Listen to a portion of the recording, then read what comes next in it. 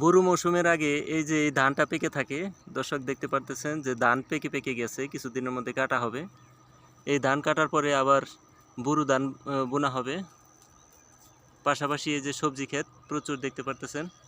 তার পাশে আছে কলার বাগান। এখানে আছে সাগর কলা, সবজি কলা, বিভিন্ন জাতের কলা রোপণ করা হয়েছে।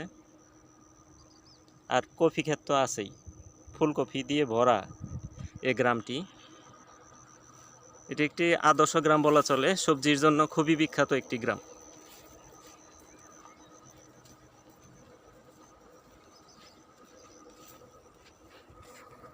আসসালামু আলাইকুম, কেমন আছেন?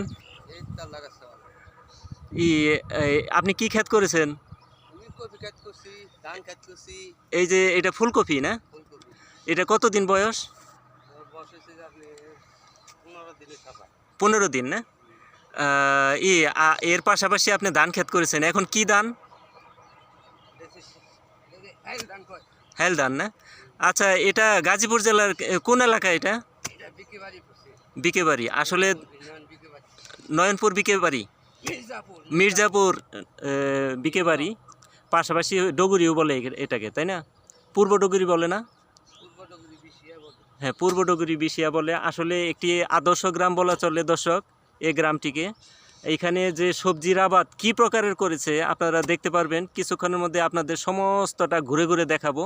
একটু আগে দেখতে পারতেছেন যে গৃহিণীরা তাদের ঘরের কাজকর্ম শেষ করে যে এই যে মাঠ ফসলে এসে পুরুষদের পাশাপাশি কাজ করে, তারই একটি বাস্তব প্রমাণ দেখতে পেয়েছেন একটু আগে।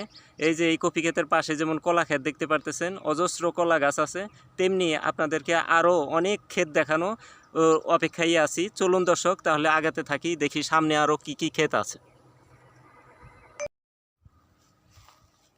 এটা হচ্ছে ধানের চারা বীজ বলা চলে। এই ধানটার পাশাপাশি যে চারা বীজ করা হয়েছে বোরো মৌসুমে, যা কিনা এই বীজটা থেকেই আবার এই ধান গজাবে। দেখতে পাচ্ছেন দর্শক, এই ধানটা পেকে গেছে, কিছুদিনের মধ্যে কাটা হবে। সে কাটা ধানটাই এই বীজের মাধ্যমে আবার পরিপূরক করে দেওয়া হবে।